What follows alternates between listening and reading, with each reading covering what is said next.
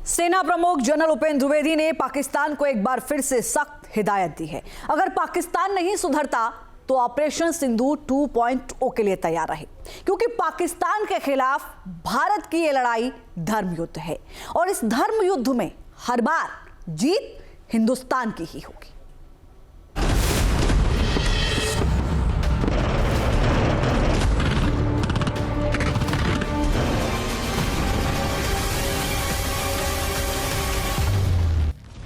जब आतंक पर हुआ था प्रहार,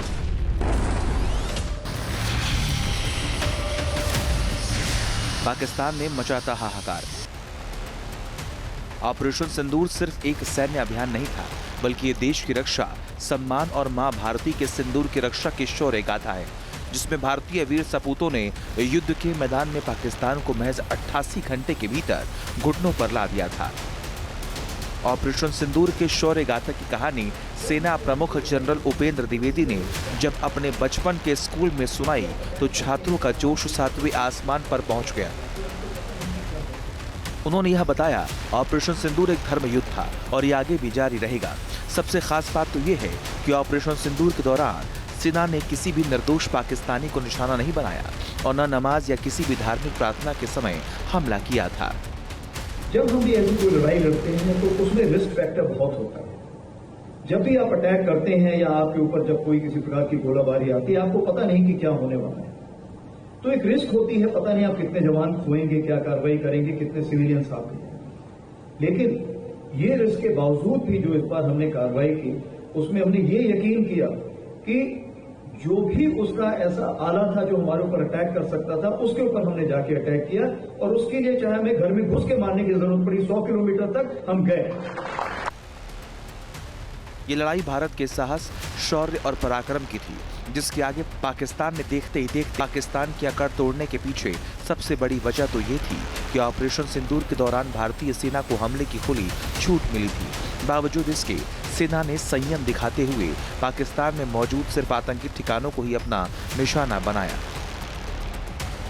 तो इस बार ऑपरेशन सिंदूर में सबसे बड़ी चीज ये थी कि जो हमारे पॉलिटिकल लीडर्स थे, उनके सोच विचार में बहुत क्लैरिटी, बहुत स्पष्टता थी, बहुत निर्देश अच्छे थे कि मैं आपको खुली छूट देता हूं।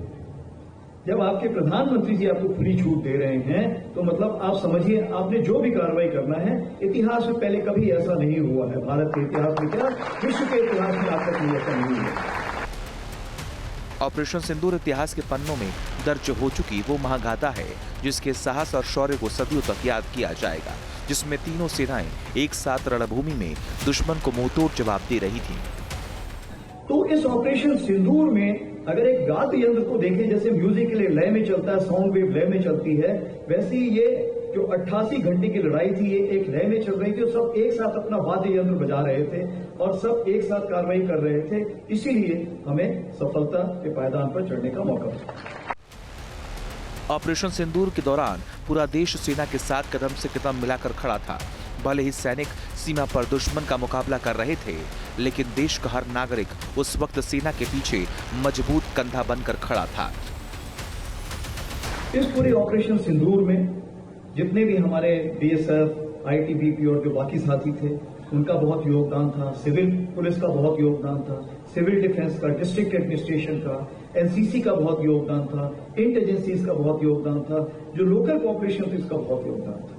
मतलब कहने का ये है, होल ऑफ नेशन अप्रोच था। ये लड़ाई सिर्फ सैनिकों की नहीं, सारे देश की थी और सारे देश ने मिल के साथ लड़ा, इसीलिए हम इसको जीत हासिल कर पाए। ऑपरेशन सिंदूर पाकिस्तान के लिए कभी न भूलने वाला वो दर्द है जो भारतीय सेना ने उसे दिया है।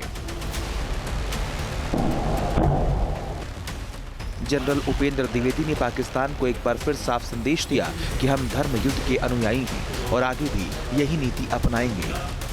जहां भी आप होंगे, आपकी दुआएं, आपकी कशिश और आपकी कोशिश अगर हमारे साथ रही तो हम अगले युद्ध में भी दुश्मन को मुंह की। ऑपरेशन सिंदूर के दौरान युद्ध के मैदान में भारतीय सेना ने जिस तरह पाकिस्तान को उसकी औकात दिखाई, उससे एक बात तो साफ है, ये नया भारत है जो किसी को छेड़ता नहीं, लेकिन जब कोई छेड़ता है तो उसे छोड़ता भी नहीं। Team news nation.